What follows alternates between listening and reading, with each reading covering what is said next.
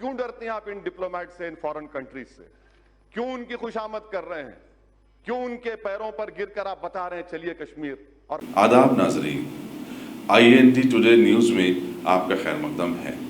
पेश है ये खास खबर खास आपके लिए। अगर आपने हमारे चैनल को सब्सक्राइब नहीं किया है तो आपको यहाँ सब्सक्राइब बटन दिख रहा है, उसे क्लिक करिए और सब्सक्राइब कीजिए और साथ ही साथ बेल आइकॉन को भी क्लिक करिएगा, जिससे कि आपको ताज़ा अपडेट मिलते रहें।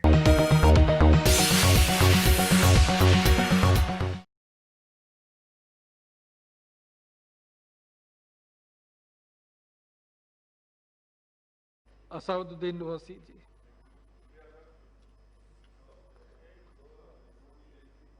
सर, मैं सदर जमहूरिया के इस खुतबे में जो मोशन मूव किया गया है, इसकी हस्बे आदत और रिवायत अपनी इसकी मुखालिफत करने खड़ा हूं। सर, मौजूदा वतन अजीज के जो माहौल है, जो पुराशूब दौर है, उस पर किसी एक शायर ने बड़ा खूब कहा। उसमें पहले मिसरे में तरमीम करके कहना चाहूंगा कि हुक्मरान हो गए बहरे और अंधे लोग, हुक्मरान हो गए बहरे और अंधे लोग, खाक में मिल गए नगीने लोग, हर मुहिब्बे वतन जलील हुआ, रात का फासला तवील हुआ, आमिरों के गीत जो गाते रहे वही नामोदाद पाते रहे, रहजनों ने रहजनी की थी, रहबरों ने भी क्या कमी की थी। जनाब चेयरमैन साहब, सदर जमहूरिया के खुतबे में खारिजा पॉलिसी के बारे में कहा गया कि नेबरहुड फर्स्ट। इसकी नाकामी का अंदाजा इस बात से लगाया जा सकता है सर कि नेपाल एक मुल्क है जो हमारे बहुत करीबी ताल्लुकात हमारे भारत से रहे हैं। आज नेपाल नरेंद्र मोदी की सरकार को कह रहा है कि मिस्टर मोदी, अगर आप चाहें तो हम आपको और पाकिस्तान को बिठाकर बात करा देते हैं इंटरलॉक्यूटर बनकर। अब आप बताइए सर, कितनी कामयाबी है इन लोगों की। दूसरी इनकी कामयाबी देख लीजिए सर, या इनकी नाकामी, और भारत की नहीं बल्कि इनकी सरकार की नाकामी, कि अमेरिका के कांग्रेस में और सेनेटर्स ने हमारे मुल्क के ऊपर कई हियरिंग्स किए, कई रिमार्क्स किए, कई मोशंस पास किए। इतना वजीर आजम ट्रंप से बगलगीर हुए, ऐसा लग रहा था पिछले बार कि शायद बकरीद और रमजान के ईद के गले मिल रहे हैं। उसके बावजूद भी अमेरिका के कांग्रेस और सेनेटर्स भारत की पॉलिसी के ऊपर तनकीद पे तनकीद कर रहे हैं। इससे आपकी कामयाबी अंदाजा होता है। तीसरी बात सर, यूरोपियन पार्लियामेंट में भारत के खिलाफ रेजोल्यूशन मूव हो गया। ये आपकी कामयाबी या नाकामी आप खुद अंदाजा लगा लीजिए। सर, कश्मीर की पॉलिसी, बड़ा अफसोस होता है सर, और मैं समझता हूं कि इस ऐवान की तौहीन भी हुकूमत कर रही है कि गोरी चमड़ी के डिप्लोमेट्स को लेकर कश्मीर को लेकर जाते हैं, मगर भारत के अवाम ने जिसको मुंतखब किया उनको नहीं ली जाती। आखिर क्यों डरते हैं आप इन डिप्लोमेट से, इन फॉरेन कंट्रीज से? क्यों उनकी खुशामद कर रहे हैं? क्यों उनके पैरों पर गिरकर आप बता रहे हैं चलिए कश्मीर, और हम जाना चाहते तो नहीं जा सकते? ये आपकी और खारिजा पॉलिसी की नाकामी। सर, और एक मिसाल दे रहा हूं सर, FATF में जापान जो हमारा मुल्क दोस्त रहा, उसने पाकिस्तान के हक में वोट दे दिया, अमेरिका दे दिया। अब पाकिस्तान पे से FATF खत्म हो जाएगा, वो ग्रे लिस्ट से निकल जाएंगे। ये इनकी खारिजा पॉलिसी रही सर। अफगानिस्तान में तालिबान आ रहा है, अमेरिका कह रहा है कि छाबार पोर्ट में भारत नहीं बना सकता पोर्ट। कल तालिबान वहां पर आएगा तो हम क्या करेंगे फिर? आपके पास इसका कोई अंदाजा नहीं है। अच्छा सर, अब आप आ जाइए, हज सब्सिडी को निकाला गया था, 700 करोड़ की सब्सिडी निकाले। मैंने खुद कहा था, कहां गए वो पैसे? 700 करोड़ में आपने कितने मुस्लिम महिलाओं के लिए स्कूल खोले? 0, 0। और आज आप कहती हैं कि स्कॉलरशिप। सर, हर साल मैम डिमांड कर रहे हैं कि माइनॉरिटीज के लिए, अक़लियतों के लिए डिमांड ड्रिवन स्कॉलरशिप करिए, आप नहीं करते। और नहीं करने की वजह से हर साल कम से कम 20 लाख मुस्लिम लड़के और लड़कियां स्कॉलरशिप से महरूम होती हैं।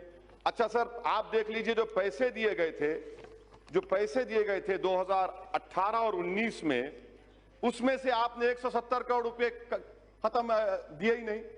19-20 में आपने नवंबर तक सिर्फ 27% पैसे रिलीज किए, और फिर आप बड़ी बड़ी बातें करते। हुनर हाट का जिक्र सदर जमहूरिया ने किया, इसमें भी झूठ सर, झूठ का अंदाजा लगाइए कि खुद गवर्नमेंट का मैंने आरटीआई एप्लीकेशन डाला जिसमें कहा गया कि 2018-19 में खाली 12,000 के करीब आर्टिजन्स को, 1,227 आर्टिजन्स को हुनर हाट में ट्रेनिंग दी गई। आप कहते हैं हजारों, ये आरटीआई का एप्लीकेशन है। सर तीसरी जो अहम बात मैं आपके सामने जिक्र करना चाह रहा था कि theory of separation of powers, ये हमारे हर जमहूरियत के लिए बुनियाद होती है, मगर 5.5 साल में तो थ्योरी ऑफ सेपरेशन पावर्स की धज्जियां नहीं बल्कि उसको निस्तनाबूद कर दिया गया। कोई चीज आजाद नहीं है आज। थ्योरी ऑफ सेपरेशन पावर्स खत्म होकर सेंट्रलाइजेशन ऑफ पावर्स बन चुका है। यहां पर एक ही शख्स के हाथ में पूरा पावर आ चुका है।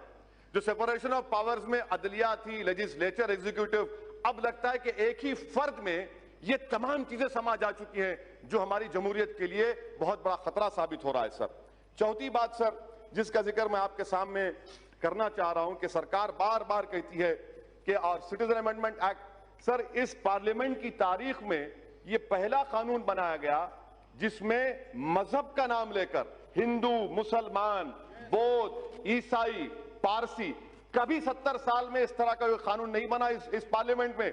वो भी बदनुमा दाग का एजाज आपको हासिल है कि आपने मजहब के नाम पर कानून बनाया।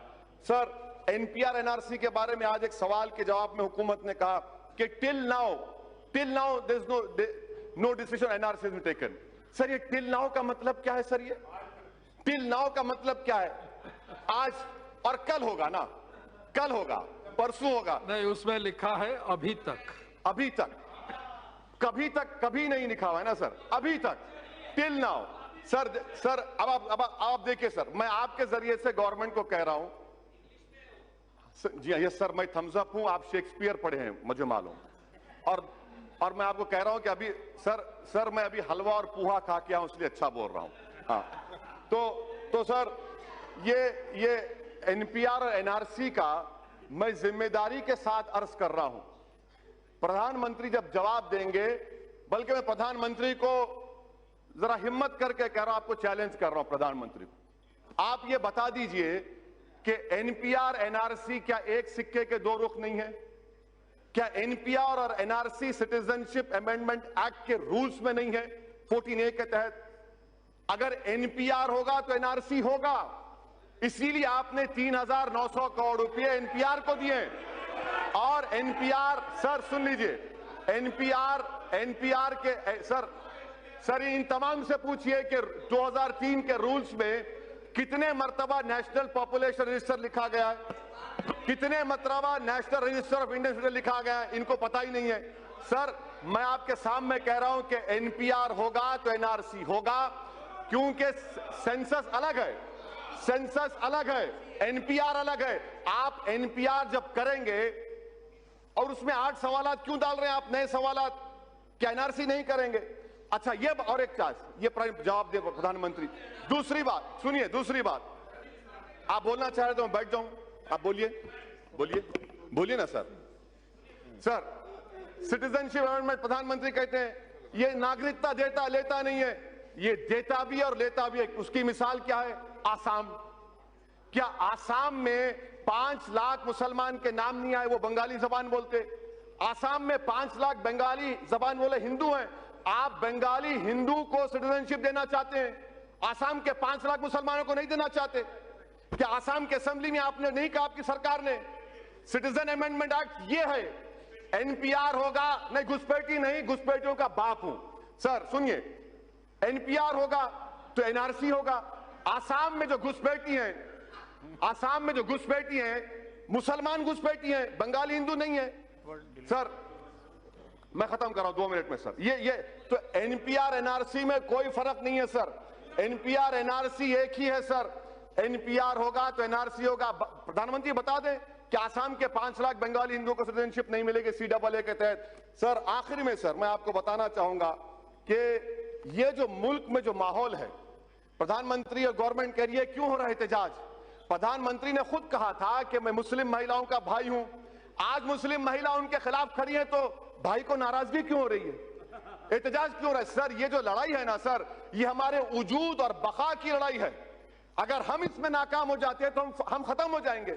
इसीलिए हम कह रहे हैं कि आप कैटेगोरिकली खड़े रहिए और खड़े रहकर कहिए, मौजूदा वतन में जो माहौल है सर, ऐसा माहौल है कि 1933 का जर्मनी का माहौल है, 1938 का जर्मनी का माहौल है, 1948 का 38 का मुसोलिनी का माहौल है। आज हर जगह पर अब सिर्फ बाकी क्या रह गया मालूम सर? बाकी हिटलर ने भी इन्हें सेंसस किया था, उसके बाद यहूदियों को गैस का चैम्बर में डाल दिया। मुसोलिनी ने भी 1938 में सेंसस किया था, उसके बाद पूरी जायदाद रोमा और यहूदियों की छीन ली। अब वही हाल यहां पर होने वाला है मुसलमानों के साथ, वही हाल होने वाला है सर, वही हाल करने वाले हैं। इनका मकसद ही वही है, इनका मकसद मैं खत्म कर रहा हूं सर, मैं खत्म कर रहा हूं सर। और दिल्ली में क्या हो रहा है? इतने पावरफुल होम मिनिस्टर है, 3-3 गोलियां चलती हैं, ये लॉ एंड ऑर्डर है आपका। कैपिटल ऑफ द कंट्री में सर, कैपिटल सर खत्म करो, एक minute last. Capital of the country में 3-3 गोलियां चलती हैं। गोली मारो देश के गद्दारों को, मारो मुझे, कहां मारते मारो, बताओ, मारो मुझे, हिम्मत है तुमको, मारो मुझे, मैं मरने तैयार हूं। सर ये बुज़दिल हैं, ये संविधान को खत्म करना चाहते हैं, भारत को हिटलर और मुसोलिनी का मुल्क बनाना चाहते हैं, इसलिए मैं इसकी मुखालिफत करता हूं सर। Thank you sir.